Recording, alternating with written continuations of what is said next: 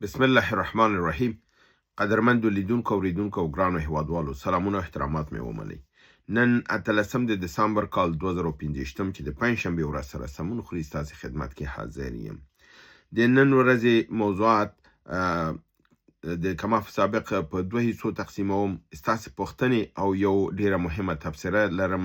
یو واقعه په کابل کې شوې ده، په هغه باندې نو هغه به دویمه برخه کې، په اوله برخه کې په خیبر پختونخوا او بلوچستان کې چې ډېر غټې شدیدې حملې شوې دي، حتی د کراچۍ نه هم پکې خبر شته دی، په کراچۍ کې هم حمله شوې ده.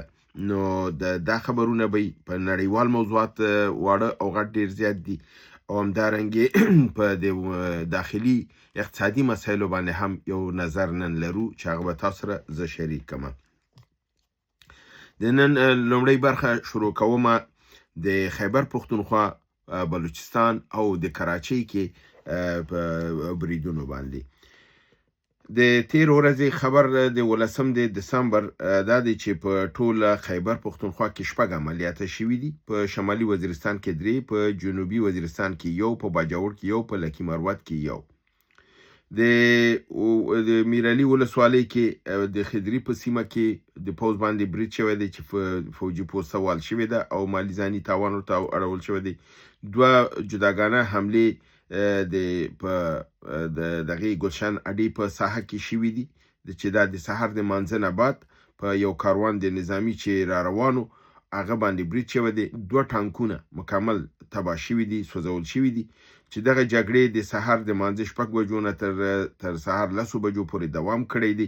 په دغه 4 ساعتو جګړه کې 15 عسکر وژل شوي دي او یو تعداد زیات زخمیان شوي دي.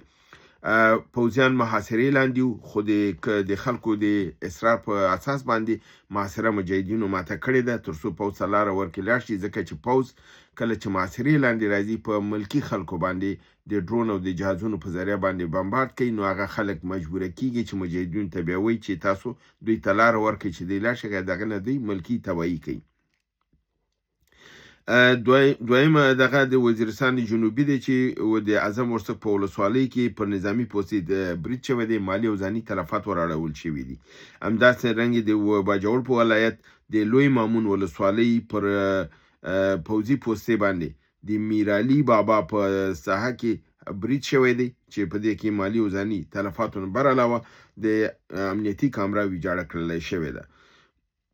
د لکی مروت ولایت د غزنی خیلو ولسوالۍ د آیت خیل مین دغه پولیس اهلکار امیر نواز چوارخیل او دغه ورور خانګل چوارخیل چې د امن کمیټې غړي و، د هدفمند برید په سر دغه ترڅ کې وژل شوي دي. همدارنګه په بلوچستان کې دغه شوی دی، یو برید شوی دی چې هغه کې 7 تنه نظامیان وژل شوي دي، او همدارنګه یو ډرون را نسکور شوی دی، یعنی بي پیلوټه جهاز را نسکور شوی دی. نظامی موټرونو ته اور ورته کړل شوی دی، او په مختلفو ساحاتو کې د بریدونه شوي دي چې هغه مند، اواران، تربت او مشکیو، او دا بریدونه BLF کړي دي، یعنی دا د بلوچستان لیبریشن فرنٹ یا BLA یا بلوچستان لیبریشن آرمی دواړه کلمات ورته استعمالیږي، دی دواړو دا کړي دي. همدارنګه په سند کې په د سکر اکسپریس باندې برید شوی دی، دا د شکارپور په سیمه کې شوی دی. ویل کېږي چې په یو بوګي کې بګۍ کې هغه بګیګانې چې تړلي یو بل پورې په هغه کې بم نصب کړلی شوی و، په بم باندې دغه الوتې دي، سواره مسافرین ټول په حساب د وختۍ نه کوز شوي دي، بګۍ خپل د ریل پټلۍ نه اوښتې ده، د تعداد د زخمیانو د مړو ډېر زیات دی، او د دې نه ډېر بعضې دغه مجاهدینو آزادي غوښتونکو خپل ځان سره اخیستي دي، وړي دي، او د پوځ دفتن فضایي او زمینی ساحه ناکبنده کړې ده، او دلته خپل هغه تحقیقات شروع کړي دي. د پاکستان د پوځ یو بل نوې تخنیک دا شروع کړی دی چې پس له هغې نه اوس چې ګوري چې په بنو کې، په وزیرستان شمالي کې، جنوبي کې، اعظم ورسک کې، یا فرضاً په تیرا کې، باجوړ کې، دغه ټولو ساحو کې دوی مخ په ماتې دي او د دې ګلم په ټولېدو کې دی. دوی اوس یو نوی نیرنګ شروع کړی دی. په تیرا کې حکومت خلکو ته دا ویلي دي که چېرته دوی خپل کورونه هر یو پرېږدي نو دوی ته به د میاشتې 100,000 کلدارې به دوی ته چارج کې دوی هلته به دوی ته ورکول کېږي. دوی د دا سیمه خالي کړي، د تیرا نه دې کاملا ووځي. یو ځول خو په زور ایستي، اوس یې ورته دا دام جوړ کړی دی چې هر کورنۍ ته یې ویلي چې 100,000 کلدارې به تاسو هم د میاشتې درکول کېږي، تاسو د دیز نه وځئ. نو دی که د دیز نه وځي په اوله میاشت کې به ورته ورکړي، بله میاشت کې به دی اواره ګرځي، بېرته به راتلی هم نه شي او پیسې به هم دی ورته نه ورکوي. بل یې دا ویلي دي چې که هر څوک د مجاهدینو په مقابل کې جنګېږي، د کلي خلک، او غواړي چې دلته واوسېږي، وجنګېږي، نو هغې ته به هم 100,000 کلدارې د میاشتې ورکوي. نو دی به اسلحه به ورته حکومت ورکوي، دی به د مجاهدینو سره وجنګېږي.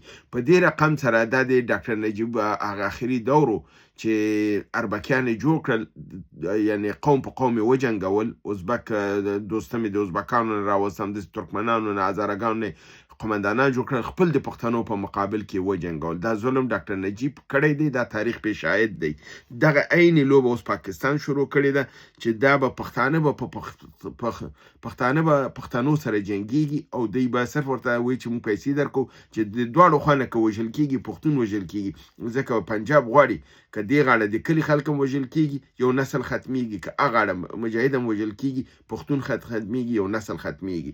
نو دا هماغه د کمونستانو لوبه ده چې د افغانستان د مظلوم ملت سره یې وکړله او اقوام سره د اربکیانو په شکل کې جنګول او خلک تباه کول، چې نن هغه کمونستانو دا ټول سهیر کړي دي او فراموش کړي دي. او خبره صرف همدا ده چې کابل خو مجاهدینو وران کړ، چې افغانستان په 14 کالو کې دوی وران کړ، د دوی دا هیر شو او د کابل یې دوی یاد دی. نو دغه ظلم او بربریت نن پنجاب حکومت شروع کړی دی او دا لوبه ده او دې باندې باید پښتانه پوه اوسي چې د دې لوبې په ولکه کې رانشي او دغه پیسې چې دي دا دوی ونه مني. راځم د افغانستان د اقتصادي پرمختګ په هکله کې افغانستان د قرغیزستان سره د 156 میلیونه ډالرو په ارزښت سره سوداګریز تړونونه لاسلیک کړل او د قرغیزستان د تجارت خونه په کابل کې پرانیستل شوله. ډیر یو مثبت قدم دی او دا د سیمه ییزه تجارت لپاره ډیر یو مخکې قدم دی.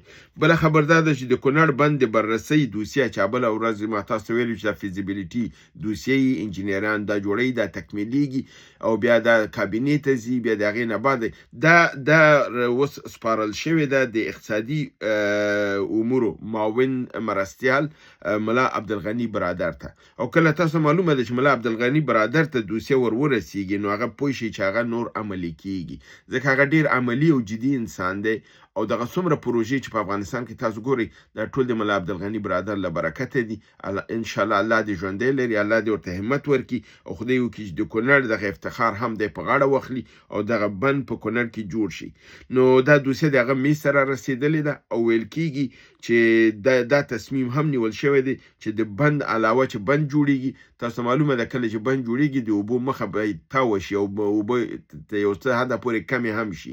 نو ویل کېږي چې د دې اوبو نه به مخه راتاویږي او د ډرونټي بند لپاره به د دې اوبو نه به هم کار اخیستل کېږي، هم به په دوران د بند جوړولو کې او هم پس هغې نه چې بند هم جوړ شي دا اوبه به دې غاړه راځي او د دغې ډرونټي بند اوبه به دغه کېږي او د برق تولید به پې اضافه کېږي، چې دا بل یو ډیر مفید او مثبت اقدام دی. الله دې په دې کې دوی ته بری ترلاسه کړي، د دې کې ورته دعا کوو. په امریکا کې یو یهودي الاصل ساینسپوه په خپل کور کې ترور شوی دی. اسرائیل وایي چې دا احتمالاً دا کار د ایران دی او دوی دا د دې کار په هکله به پلټنه ضرور شروع کوي او د دې تحقیق به کوي چې دا چا کړی دی. تاسو معلومه ده که چېرته دوی دا کار په خپله هم کړی لپاره دی چې پلمه جوړه کړي، بیا لپاره دی چې په ایران باندې دوباره برید وکړي، دا هم امکانات شته دی. ځکه چې دا موضوع دوی ته ډېره مهمه ده. دوی د ایران 14 ساینسپوهان ووژل. دا د دوی اول ساینسپوه دی چې په امریکا کې د هستوي یعنی د اتوم ساینسپوه دی. نو دی په خپل په کور کې هلته وژل شوی دی. همدارنګې روسیې خپل بیرغ د کوپیانسک په ښار باندې هم وځړاوه او روسانو ویلي دي چې د نن ورځې په برید کې په یوکراین کې 500 نور د یوکراین عسکري وژلي دي او د دوی هغه تاسیسات او بنیادونه او مرکزونه ورته کاملا ویجاړ کړي او له منځه وړي دي. یوکرین هم ادعا کړې ده چې د روسیې یو تحت البحري کښتۍ په آزادو بحر کې ناکاره کړې ده او په د باندې برید کړی دی او دا کښتۍ په حساب وهلې ده. همدارنګه په سوریې پلازمینه دمشق کې درانه چاودنه شوې ده. په دې چاودنه کې چاته زیان نه دی رسیدلی، خو ویل کېږي چې دا چاودنه د پوځي یعنې د فوز په موټر کې بم ځای په ځای شوی و او دا چاودنه یې کړې ده. نو د دې په بابت نه دا دغه کېږي چې د پوځ خلاف اوس هلته هم بغاوت او دا روان دی او د امریکایانو په مقابل کې هم روان دی. هلته خلک لګیا دي په حساب د دواړو ته. اوس امریکایانو ته هغې اشغالګران وایي او الجولاني ته د امریکې او د اسرائیل ایجنټ وایي. نو په دې اساس باندې هلته هم چریکي جنګونه شروع شوي دي. تاسو ګورئ چې د هره ورځې په څنګه چې د خیبر پښتونخوا د دې راپورونه تاسو ته وړاندې کوم، زه د سوریې خبرونه هم تاسو ته وړاندې کوم چې هلته هم اوضاع ښه نه ده. بله ورځ د امریکایانو کسان وژلي وو، بله ورځ هم عملیات شوي وو، بیا امریکایانو خپل پوځي اډې زیاتې کړلې، خپل پوځ یې زیات کړ، ټانکونه دی هلته ویوړل. نن په پلازمینه کې دا واقع شوې ده. د حکومت کسان راغلي دي، ساحه په حساب دغه کړې ده، محات کړې ده، مګر هم ویل کېږي چې څوک لاسته نه دي ورغلي او دا هم نه ده معلومه شوي چې دا واقع چا کړې ده، خو دا ویل کېږي چې مخالفین اوس نن سبا چې کومې واقعیت کېږي د سوریې حکومت په داعش باندې اړوي، مګر هم لپاره دی چې په هغه حقیقت باندې پرده واچوي چې هغه مجاهدین چې د دوی نه ازرده دي او د دې په مقابل کې بیرته اصله اوچته کړي، دا راز اوس دی نه وایي، ځکه دې سره یې نظام بیا بالکل متزلزله کېږي او نور هم ورشکستګي پکې راځي.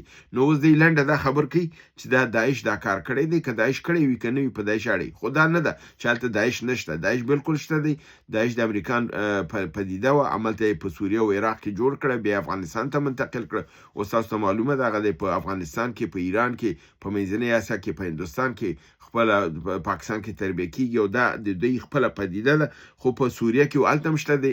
په دې تېرو 3 میاشتې مخکې انتقال یې کړل آذربایجان ته چې د ایران په مقابل کې ترېنه استفاده وکړي.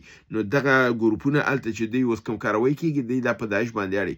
ممکن 10-20% د داعش عملیات هم د دولت مقابل کې وسي یا نه وسي، خو 80% هماغه ډلې دي چې کوم یو د حکومت نه ناراضه دي او حکومت نه خفه دي، دوی په حکومت باندې بریدونه کوي.